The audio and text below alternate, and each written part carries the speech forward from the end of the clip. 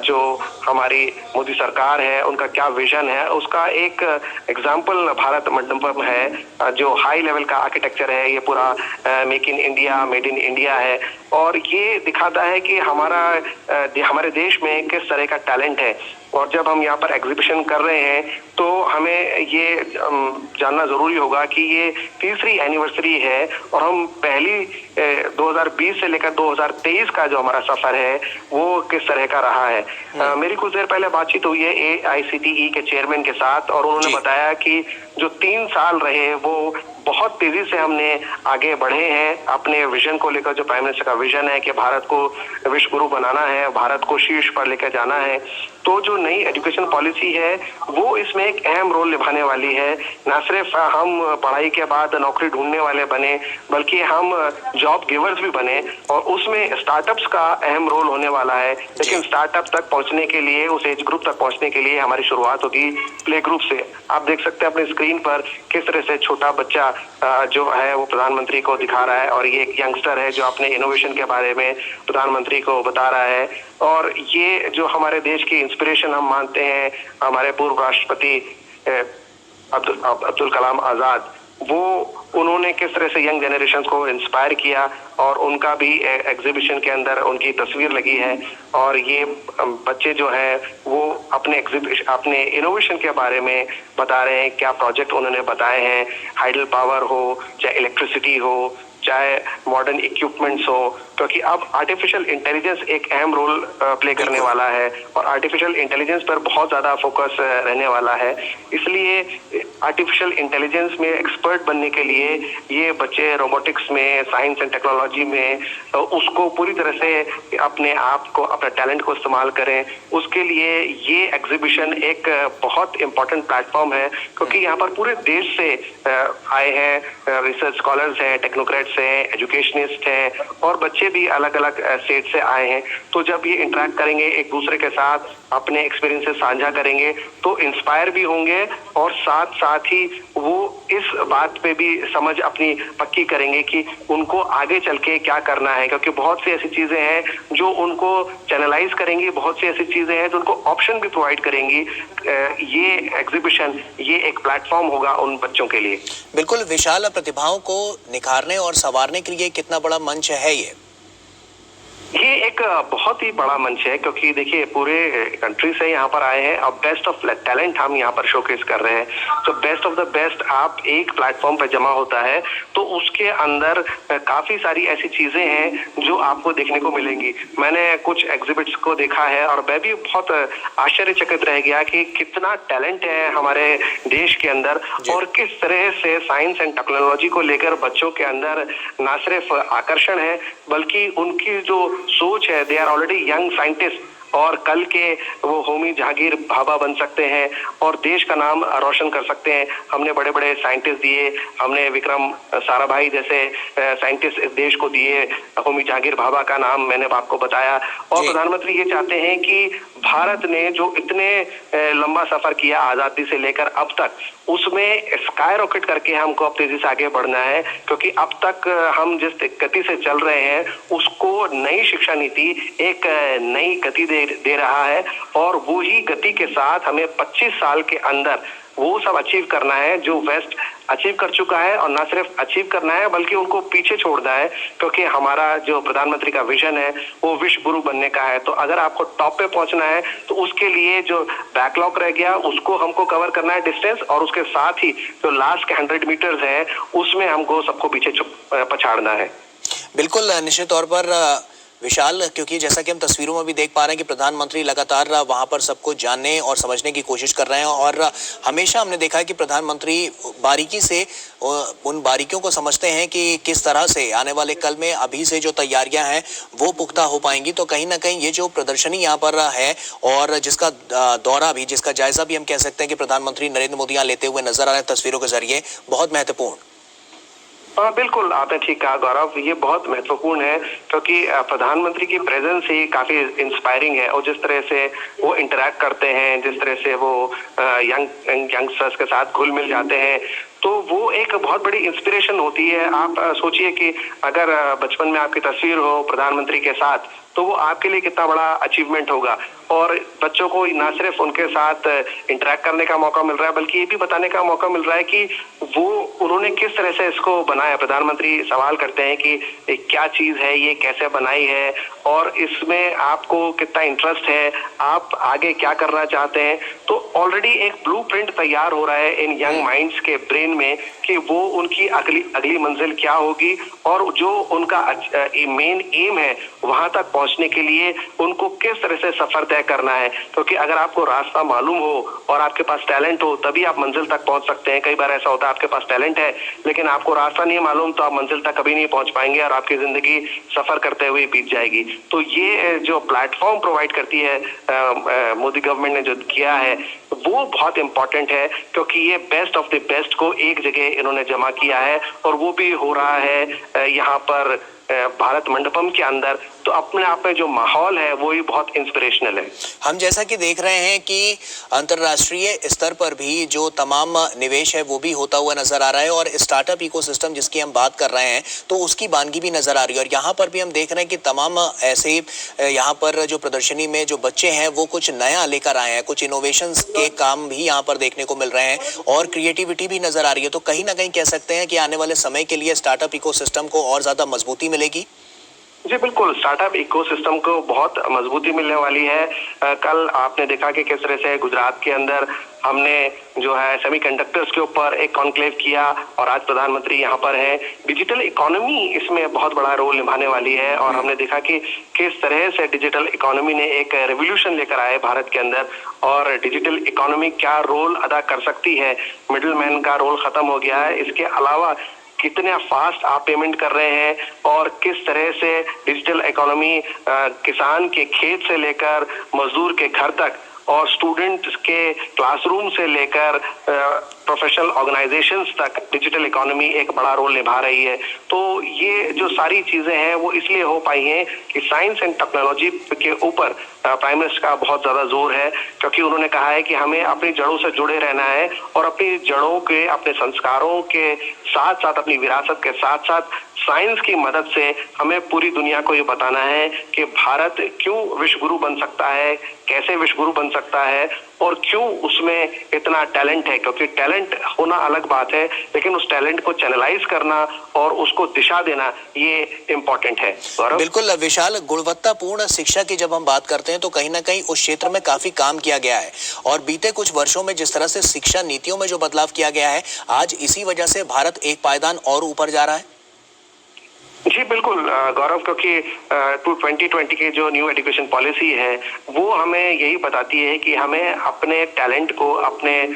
जो स्टूडेंट्स हैं, अपने जो यंग माइंड्स हैं, उसका किस तरह से ऑप्टिमम यूज करना है। हमें उसको वेस्ट नहीं होने देना है और उसको चैनलाइज करके उसको अपने देश के लिए, उनको अपने परिवार के लिए और अंतर्राष्ट्रीय स्तर पर भारत को कहाँ ले जा सकती है वो चीजें न्यू एजुकेशन पॉलिसी प्रोवाइड करती है। और यहाँ पर 200 से ज्यादा जो एग्जिबिट्स लगाए गए हैं वो इसी बात को दिखाता है, प्रदर्शित करता है कि भारत का जो टैलेंट है वो कितना जबरदस्त है, वर्ल्ड क्लास है। और उसके अंदर अगर आप माहौल दे देंगे, उसको एक दिशा दे देंगे तो वो किस तरह से और कितनी तेजी से अपनी मंजिल तक पहुंच सकती है। हमने देखा कि सत्य प्राइम मिनिस्टर जो है हमेशा इंस्पायर करता है यंगस्टर्स को, क्योंकि वो कहते हैं कि ये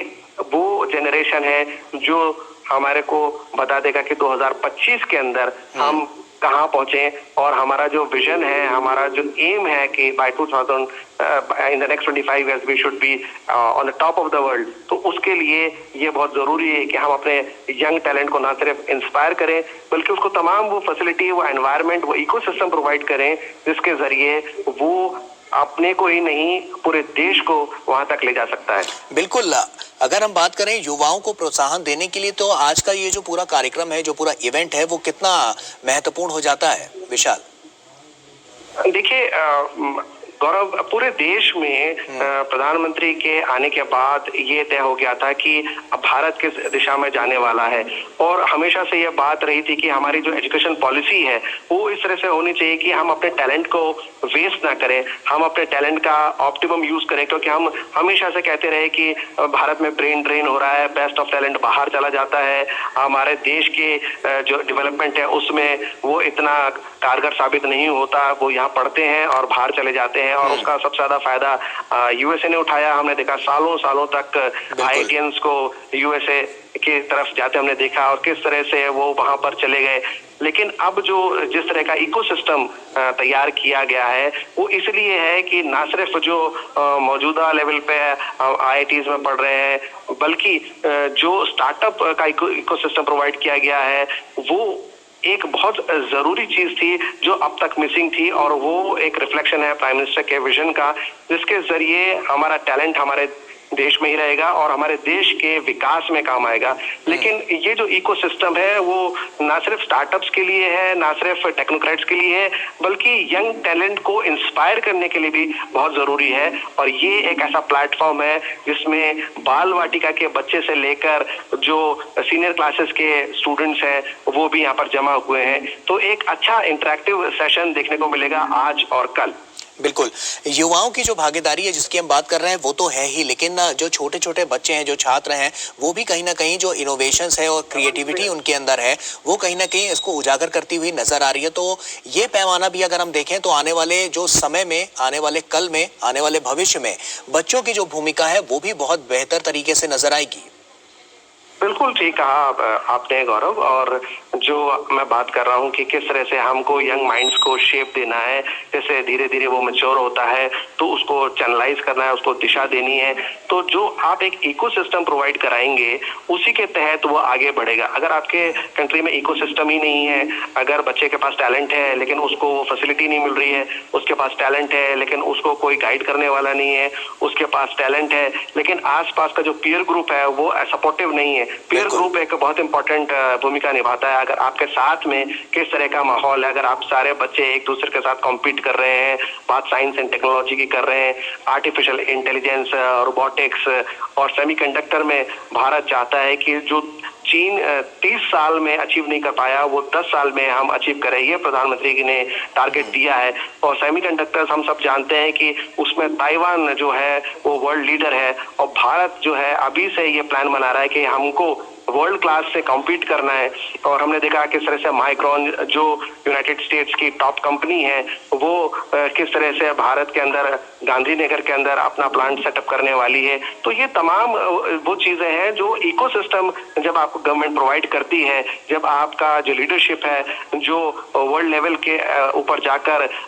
डिप्लोमेसी के जरिए, अपनी पॉलिटिकल विल के जरिए हासिल ये सब करता है, तो उसका एक नमूना देखने को मिलता है। सिर्फ एक एग्जीबिशन ऑर्गेनाइज करने से, साल दर साल एनिवर्सरीज बनाने से कुछ नहीं होता है जब उसका जो मेहनत है वो ग्राउंड लेवल पे नजर आए। और हम देख रहे हैं कि प्राइम मिनिस्टर जो है वो खास तौर से आर्टिफिशियल इंटेलिजेंस और स्टार्टअप्स को लेकर कितने ज्यादा कीन है, और उसी का ये नमूना है कि आज जब हम तीसरी एनिवर्सरी मना रहे हैं तो फर्क साफ दिखता है। 2020 से लेकर 2023 तक by leaps and bounds our new education policy has encouraged students, and we can see the talent that is being showcased here. बिल्कुल, शिक्षा नीतियों की जब हम बात कर रहे हैं तो वहां पर सबसे महत्वपूर्ण बात जो स्किल को लेकर होती है, और प्रधानमंत्री नरेंद्र मोदी का जो हमेशा से नेतृत्व रहा है वो इसी को लेकर रहा है, उनका फोकस इस पर रहा है, क्योंकि स्किल को लेकर प्रधानमंत्री नरेंद्र मोदी ने हमेशा से इस बात को रखा है कि जितनी अच्छी स्किल होगी उतना ही अच्छा पैमाना उसका दर्ज किया जाएगा। तो कहीं ना कहीं ये एक बड़े बदलाव की तस्वीर है जो आने वाले समय में और मजबूती भारत को देती हुई नजर आएगी। जी बिल्कुल, क्योंकि जो स्किल डेवलपमेंट है वो बहुत जरूरी है। हमने देखा कि किस तरह से हमारे अलग अलग जो प्लेटफॉर्म्स है, चाहे वो डिजिटल इंडिया हो, स्किल इंडिया हो, उसके तहत जो हमने यंग माइंड्स का एक पूल तैयार किया है और वो कितना रिसोर्सफुल रहेगा हमारे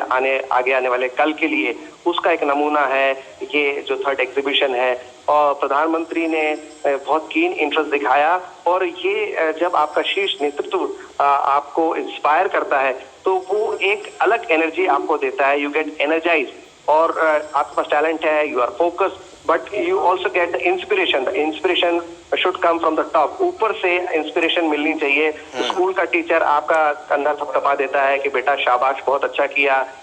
वो फर्क अलग होता है। प्रिंसिपल आपको अप्रिशिएट करते हैं, वो लेवल अलग होता है। और जब प्राइम मिनिस्टर आपको अप्रिशिएट करते हैं और आपको इंस्पायर करते हैं कि ये सिर्फ एक पहली सीढ़ी है, मंजिल दूर है, लेकिन तुम अचीव कर सकते हो, यू कैन डू दैट। तो जब एक आपको प्रधानमंत्री जो टॉप लेवल का लीडरशिप से आपको ये इंस्पिरेशन मिलता है, yes you can do it, तब आपके जो मेहनत है और आपका जो एम है उसको हासिल करने के लिए आपके टैलेंट में पंख लग जाते हैं। तो ये जो प्लेटफॉर्म है, it gives wings to your talent.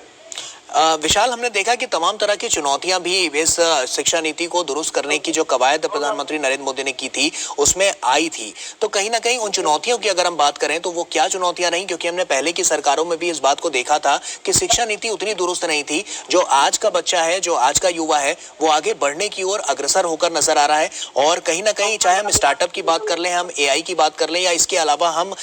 जो तमाम क्षेत्र हैं उनकी बात कर लें, तो आज का युवा, आज के बच्चे काफी इनोवेशंस के साथ, क्रिएटिविटी के साथ आगे बढ़ते हुए नजर आ रहे हैं। देखिए, जब हम बात करते हैं न्यू एजुकेशन पॉलिसी की, इसकी जरूरत क्यों पड़ी? इसकी जरूरत इसलिए पड़ी क्योंकि हमारा बहुत ज्यादा